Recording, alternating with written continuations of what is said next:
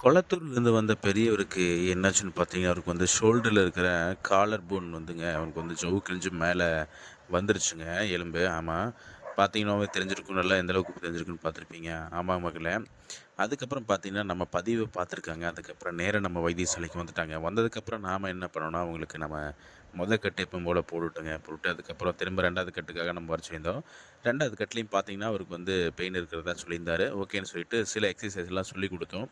செஞ்சுட்டு வந்துருங்கன்னு சொல்லிட்டு, அதே மாரி பார்த்தீங்கன்னா 3வது கட்டுக்கு வந்திருந்தாரு. 3வது கட்டுல பார்த்தீங்கன்னா, நம்ம அவருக்கு கடைசி கட்டு போட்டுங்க. பார்த்து நல்லா இருந்துச்சு.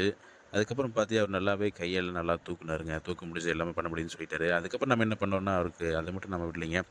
வெயிட்டும் தூக்க வச்சோம். வெயிட் தூக்கிட்டதுக்கப்புறம் வலி இல்லைன்னு சொல்லிட்டு நம்ம வைத்தியசாலையிலேருந்து கிளம்பிட்டாருங்க. நம்மளோட எலும்பு முறிவு வைத்தியசாலையில எலும்பு முறிவுக்கு பார்த்தீங்கன்னா, 3 கட்டுல நம்ம மிக விரைவில குணப்படுத்திடலாங்க மக்களே. மறக்காம இந்த வீடியோவ ஷேர் பண்ணுங்க மக்களே. இது எலும்பு உடைஞ்சிருக்கிற மக்களுக்கு இது மிக உதவியா இருக்கும்.